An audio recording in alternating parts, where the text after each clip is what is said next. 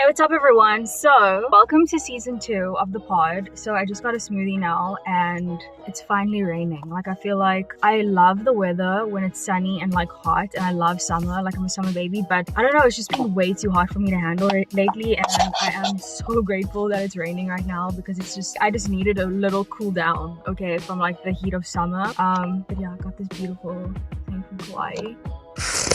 So I decided I'm going to be doing something a little bit different when it comes to the podcast. I know that music for me is such a healing, therapeutic like art form, and I'm a writer, so like I really enjoy journaling and like writing, and yeah, so like this episode is going to be the first of a little series I'm going to be doing on the pod, and it's basically just going to be about music and songs that have impacted my life and helped me through certain situations. In this specific episode for this week, I wanted to kind of break down the song Green Light by Tate McRae, the meaning behind it for me, and my own personal like heartbreak story, how it feels when you kind of have to let go of someone that you really loved, okay, and like the pain that comes with that, and how to deal with it, and how to actually let go of something that no longer serves you. I'm very excited. I hope you guys enjoy it. Yeah, like let's go. So it's finally cooling down. It's actually like really overcast outside, which is really nice, and like moody and cozy and all of that. So it's like the perfect day to chill on this couch and hang out with you, okay? So I decided to take a break from podcasting and just take some time for myself to figure out what I actually want to say through this podcast, because I feel like everyone has a podcast these days.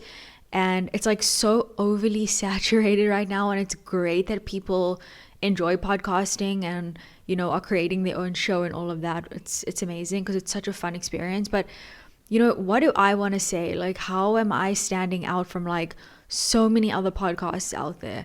And what is like my unique message? Like, who am I? And I had to like take a second to really think about that, because I don't really like doing anything in life that doesn't have any meaning or any purpose behind it.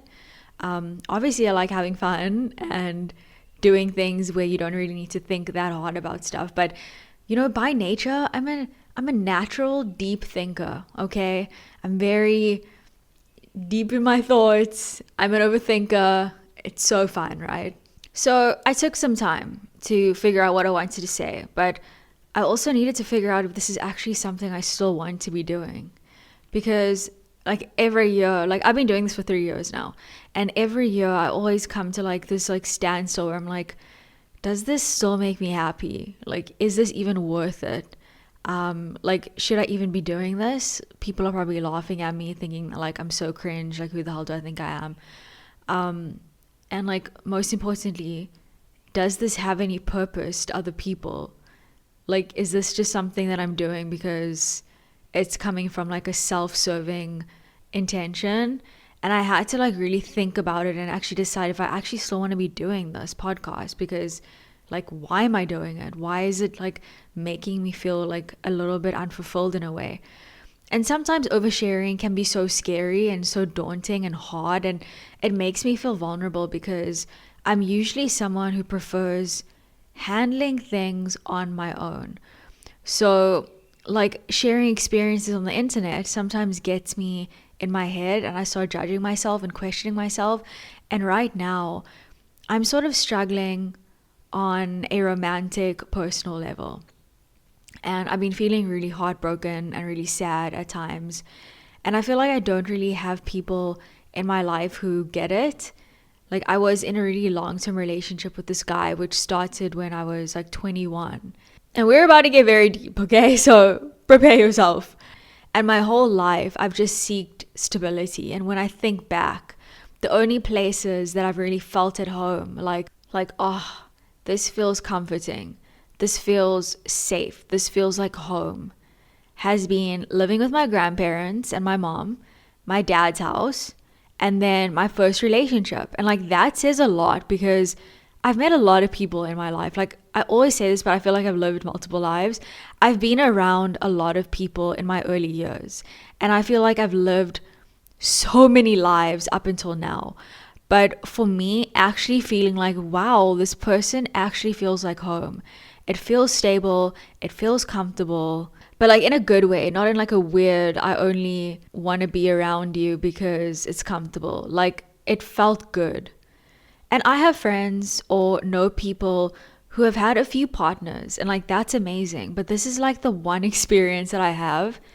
And I'm for sure a relationship girl. I date to be with someone forever.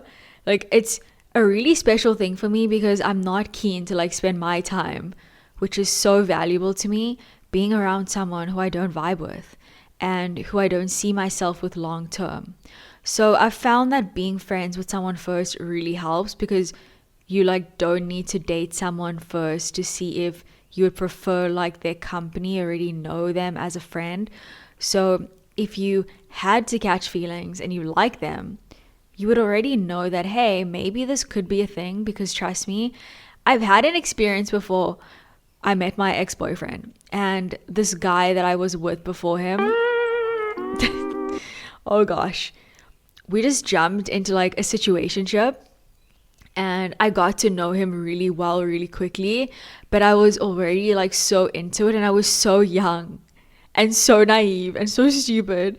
So once I realized that, hey, he's actually not someone that I actually want to be with. He doesn't treat me very nicely. He doesn't talk to me very nicely.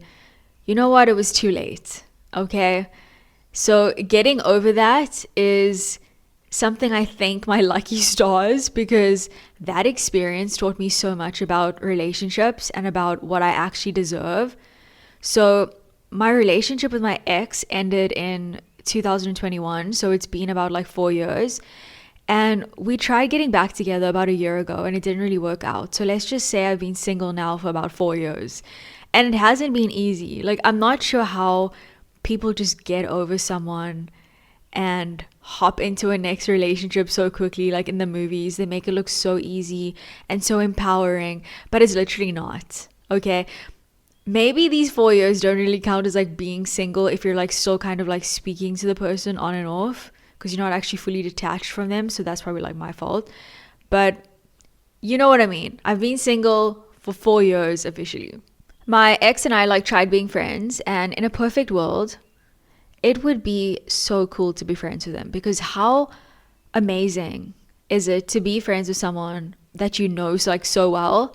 And I obviously care about him so much, but I literally can't be friends with him. And I established that after basically being confused and being conflicted and ending up being like, yeah, let's be friends.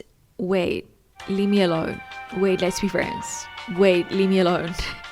A, B, C, D, E, F, G. And obviously that's not fair on anyone, but it's also not fair on me. And now we like currently don't speak. We aren't in each other's lives. And to be honest, it sucks. Like, it's so hard to deal with and navigate, because my head is like, Kelly, this is for the best. It's time to move on. Why waste your time on someone that clearly doesn't want to be with you? You deserve so much better. But then my heart is like, how can people go from being so close? Like, we were so close, like best friends. I know this is like such a universal experience. Like, I'm not the first person in the world to ever be like, oh my gosh, like, how can you go from knowing someone so well to like literally being a total stranger to them? Like, it's not life-changing stuff, but it doesn't make it less painful. So now that it's like completely over, it's hard and I'm struggling, and I'm trying my best to navigate myself through this heartbreak and through this experience. Like, I'm a writer, I'm a creative person, and art for me has always been something I can like lean on to like express myself in like a really raw and honest way. And podcasting for me, or like writing a book, is like a form of expression. And art makes you feel something. So having the time to sort of like rethink what I want this podcast to be. I want to be honest, I want to be real, and I want to be helpful. And it's not for everyone. This episode for me like explores this emotional aftermath of ending a relationship. As hard as it is, I'm realizing that the relationship was holding me back and that I'm in pain. But I'm giving myself like the green light to move on and do what's best for me. And I'm ready to start like shedding the past and embrace a fresh start, as like cheesy as that sounds. Sometimes girls like us have to be our own therapists, our own boyfriends, our own soundboards. And I see friends or acquaintances or people online and they have like a partner that loves them and they're doing all of these like cute couple things. And I'm such a sucker for love. Like I love seeing love, but sometimes I wonder, when will it be like my turn? I know this year I wanted to focus more on my career, but I still sometimes catch myself thinking, wait, what if I like never find anyone to share my life with? And I loved my ex so much. We did everything together. We were best friends. Like, how do I find someone that I can vibe with like that again? And it just feels like home and it just feels right. And I'm not saying our relationship was perfect. No one has a perfect relationship, but I've never loved someone that way before in such a pure way. Like, I've been single for a while now. And I've tried the whole Tinder thing. I did an episode of like a story time where I shared the wild, and I mean wild messages I got on there. And not really like connecting with anyone. It's basically like a hookup app. And I'm probably like the worst single person ever because I don't go out anymore. I don't go to parties. I like go to like a festival, like a really cool event that's like coming up and I'm like, oh, let me go. But like I'm not like actively going out. Like I don't go to parties. Like I'm not this like, you know the vibes. Like I don't go to parties anymore. I used to love going out, but now I just like work. I go to the gym and I'm home. So it's been 4 years. I still feel heartbroken. I still feel stuck in the past, thinking about what was. And I'm trying to move forward, hoping that one day it won't hurt as much because I do want to be fully open to meet someone and find love. So I've been listening to Tate McRae's new album on repeat. I'm not even kidding, on repeat. And I always take an album or like a song and then listen to it so much that I can't anymore. And I've always done that. But one of my favorite songs on the album is Green Light. And it's so relatable. It's empowering. It's honest. And that's what inspired the thought process behind this episode. I think that when you've ended an old relationship and every signal and sign is telling you that it's okay to move forward, it can still feel like an impossible thing to do. It's like waiting at a green light, but you're not ready to go yet. And sometimes you figure out along the way through certain experiences and feelings how you're still carrying like the hurt from the past and how you feel like you tried your hardest to be this perfect person for this relationship and you wanted to be who they wanted and it ends up like destroying you. So jumping into like a whole new relationship or trying to open myself up again does scare me so much because why would I want to feel this type of hurt again? So it's for sure a process. When I got Tinder a while back, okay, or I end up like chatting to a guy, I feel like I was cheating on my ex or something. Like it just felt so weird. Like it felt so weird to like go on a date or chat to someone new because you're so used to like this specific person for such a long time and being with them. So doing something completely new, starting from scratch again, just like felt strange. And it's probably like so different for guys. Like guys are just like, oh my gosh, like why do you even care? Like move on. Who's next? The thing about like healing from heartbreak is where you fully convince yourself like you're finally over it, but you've just kind of like putting a band-aid over like a really painful thing. And you feel like you just want to pretend this person didn't even exist to make it feel easier. But you can't reverse feelings, you can't reverse a relationship, you can't reverse the hurt and the pain you felt. You kind of have to sort of try to find the good and create new memories eventually, but it takes a minute to like move on from all of that. Heartbreak is for sure a very hard thing, and I try and look at it like the universe letting me do some heavy lifting for my emotional well-being, so it's not always like doom and gloom. I'm trying out like longer episodes, so if you feel like you prefer a shorter episode, let me know, or if my yapping is annoying you, let me know. But I just want this to be a space where you feel like you're laying on the therapist's couch and you're zoning out, vibing out, and feel chill and relaxed and seen and validated. So enjoy. Oh my gosh, my hair is literally not doing the things. Okay, so let's get real for a second. Letting go is hard, like a really tough cookie to crack. You think, oh, I'll just move on, but then bam, there's a lingering thought or feeling that comes out of nowhere and like pulls you right back in. Why? Because we're human. We're wired to feel things, and that includes holding on to memories and people and emotions. I know I felt this like for myself. For example, like after ending a relationship, I thought I was fine.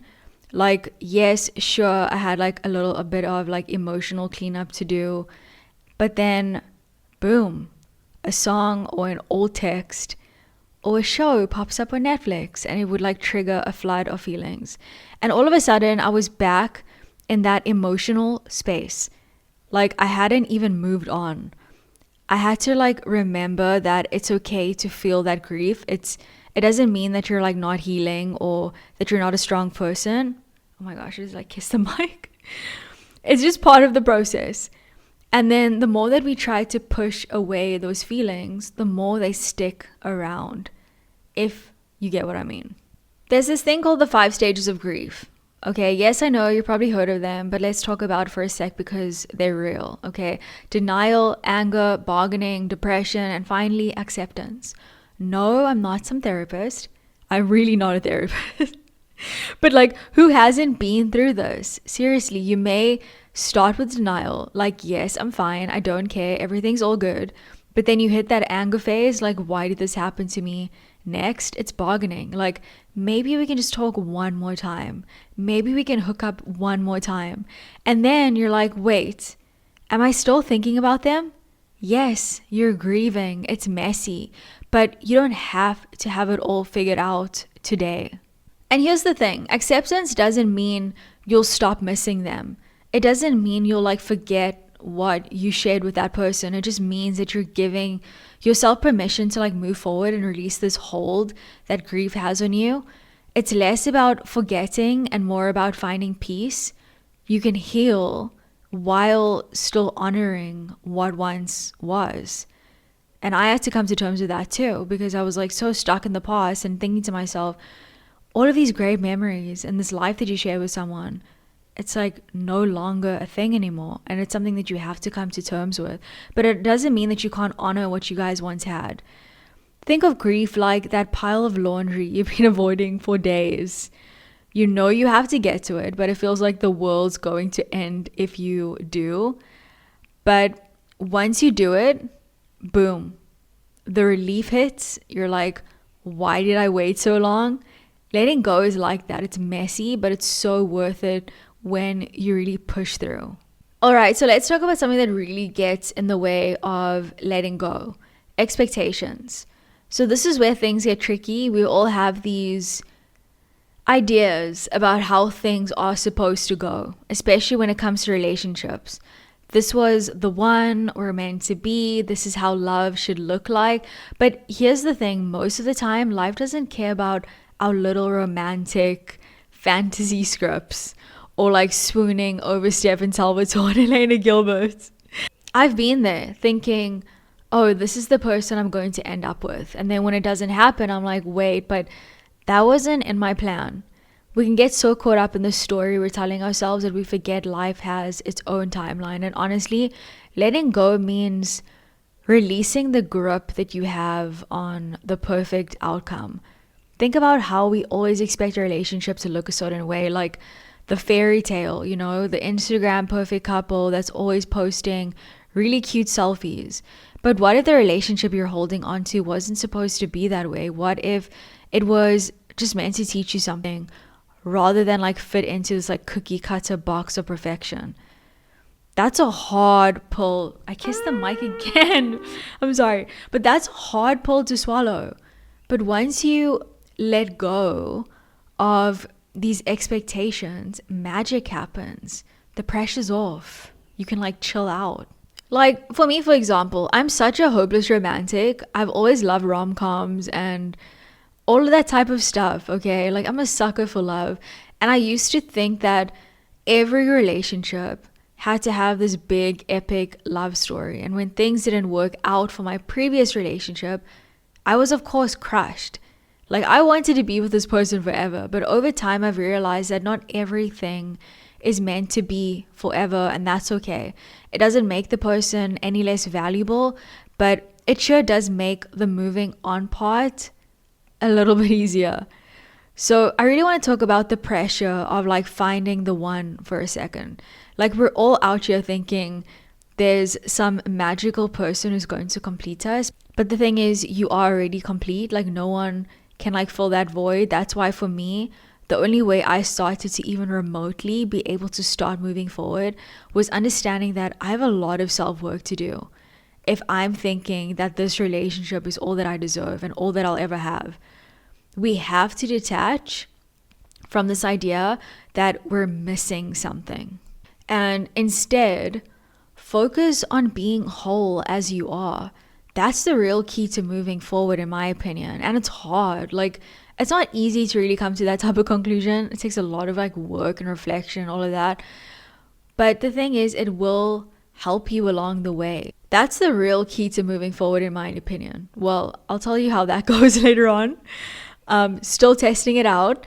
But what do you do with all of this information that I've like explained and talked about in this episode? All you have to do is, we need to take a deep breath, first of all, and we need to let go.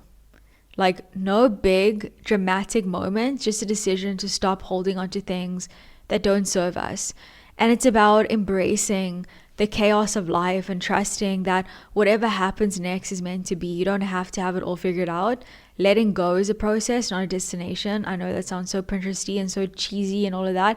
And remember, sometimes the best thing you can do is stop forcing things and just like let life flow. Like, you're going to be okay. You've got this.